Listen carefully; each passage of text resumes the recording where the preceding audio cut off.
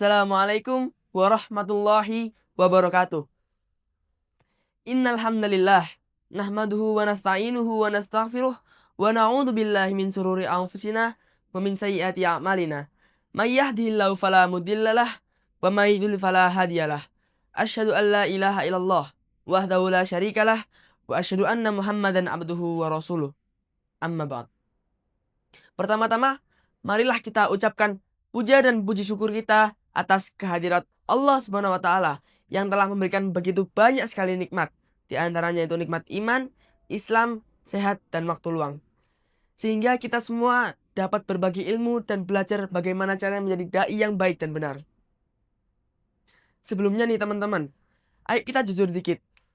Kita sering banget bilang kalau kita tuh cinta kepada Nabi Muhammad SAW. Padahal aslinya gimana? Kita diajak sholawatan, suaranya pelan.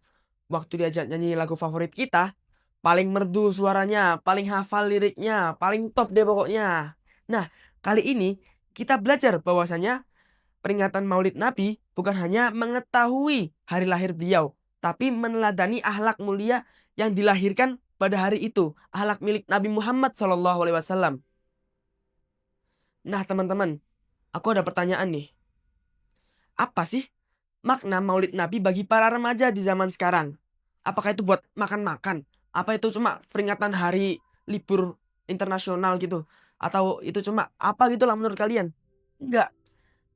Aslinya hari Maulid Nabi Muhammad SAW adalah hari peringatan lahirnya akhlak Nabi Muhammad SAW.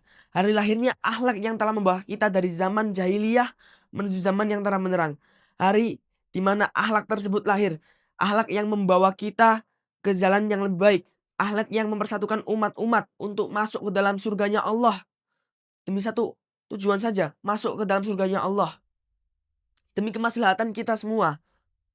Jadi tema yang saya akan bawakan adalah meneladani akhlak Nabi dalam bertutur kata. Sebelum saya mulai, saya kasih dalil terlebih dahulu nih. Qala Rasulullah sallallahu alaihi wasallam, "Maka yu'minu billahi wal yaumil akhir falyakul khairon aw liyasmut." Yang artinya Nabi Muhammad sallallahu alaihi wasallam bersabda, "Barang siapa beriman pada Allah dan hari akhir, maka hendaklah berkata baik atau diam." Artinya, jikalau kita tidak bisa berkata baik, lebih baik kita untuk diam. Kenapa seperti itu?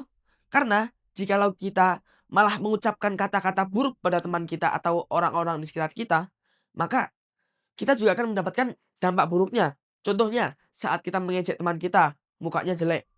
Terus mereka merasa tersinggung dong. Terus mereka bilang ke teman-temannya, jangan deketin kita. Karena dia tuh suka ngejek kayak gini, gini, gini, gini.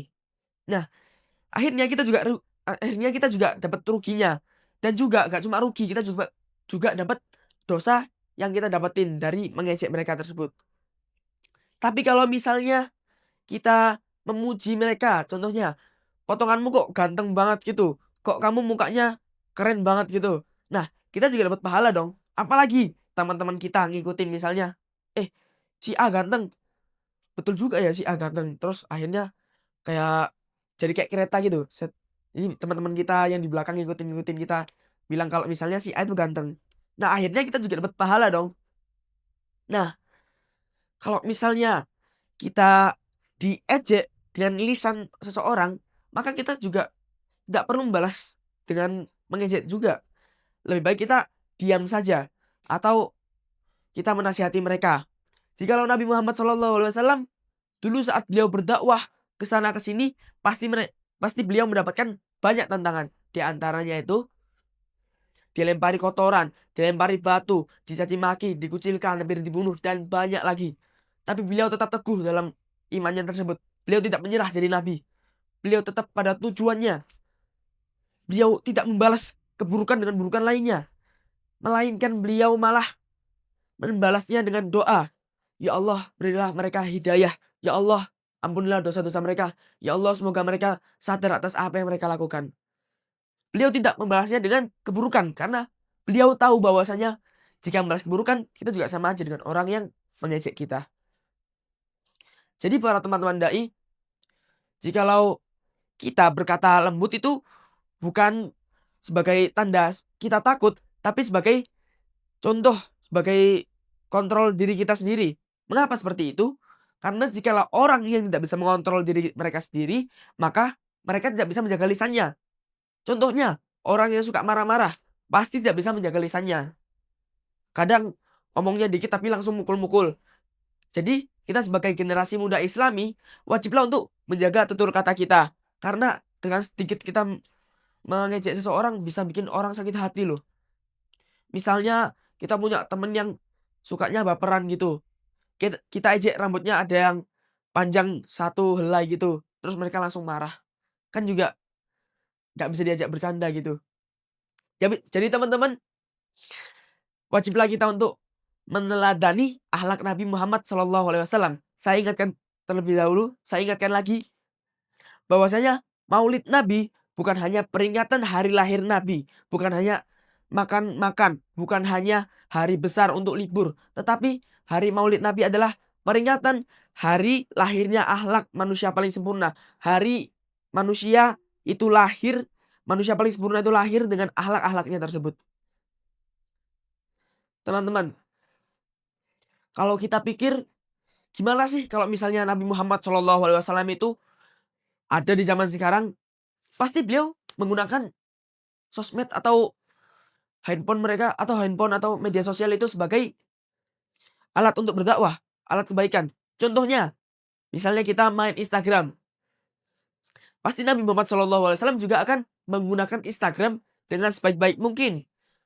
Misalnya berdakwah membuat poster, atau misalnya di aplikasi Zoom, bisa juga kita melakukan pengajian online atau banyak yang lainnya. Atau juga bisa bikin aplikasi seperti Quran online gitu. Jadi teman-teman, sekarang itu zamannya udah modern. Jadi kalau kita mau bertutur kata, itu harus diawasi banget.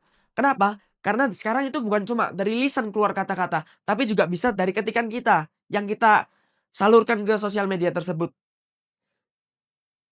Kalau misalnya kita menyebarkan hoaks pada orang-orang yang memainkan media sosial tersebut, misalnya Ronaldo ternyata perempuan. Nah, terus mereka semua percaya, "Ah, Ronaldo perempuan, Ronaldo perempuan." Sampai semua orang di Jawa Timur ini percaya sama apa yang kita omongin, pasti juga mereka dapat dosa, apalagi kita, karena kita sebagai sumber utamanya. Teman-teman, kalau misalnya kita gunakan untuk kebaikan, misalnya, "Ayo sholat, udah jam 17.00." Nah, kita tanya-tanya nih, sholat apa? "Oh iya maaf teman-teman, sholatnya 17.30." Nah seperti itu. Nah kita yang mengingatkan dapat pahala, yang benerin juga dapat pahala, terus yang nyebarin juga dapat pahala. Karena jikalau kita menyebarkan suatu kebaikan dan orang lain tersebut melakukannya, kita juga dapat pahala tersebut. Sama dengan dosa. Jadi teman-teman, jika kita ingin menjadi generasi Islam yang mudah atau yang baik akhlaknya, maka tirulah akhlak Nabi Muhammad SAW. Ada banyak sekali akhlak Nabi Muhammad SAW yang sangat baik. Di antaranya yaitu bertutur kata. Kenapa bertutur kata? Karena bertutur kata adalah satu hal yang paling mudah. Karena lisan adalah anggota tubuh yang paling mudah untuk mengeluarkan dosa atau pahala. Contohnya mengejek. Kita milih mengejek atau milih memuji. Nah, itu adalah pilihan kita. Nah, jadi teman-teman, marilah kita semua dapat meneladani akhlak Nabi Muhammad SAW dalam segala aspek. Dari dalam berdakwahnya, dalam akhlaknya, dalam bertutur katanya, dan dalam yang lain-lain. Jikalau kita bisa berkata baik pada orang tua kita, maka kita juga bisa berkata sopan pada guru kita, bisa berkata baik pada teman kita, dan jadi teladan bagi adik-adik kita. Apalagi di sosial media, kita juga pasti harus bertutur kata dengan sopan dan baik. Teman-teman daiku, semoga kita semua diberi kekuatan dan keistiqomahan dari Allah Subhanahu wa taala. Semoga kita semua dapat hidayah dan kebaikan yang Allah berikan pada kita. Semoga kita semua selalu dilindungi dari pelindungannya. Ihdinas siratal mustaqim. Kurang lebihnya mohon maaf karena kesempurnaan hanya milik Allah Subhanahu wa taala dan kekurangan ada di semua makhluk hidup. Contohnya saya. Mohon maaf bila ada salah kata. Wassalamualaikum warahmatullahi wabarakatuh.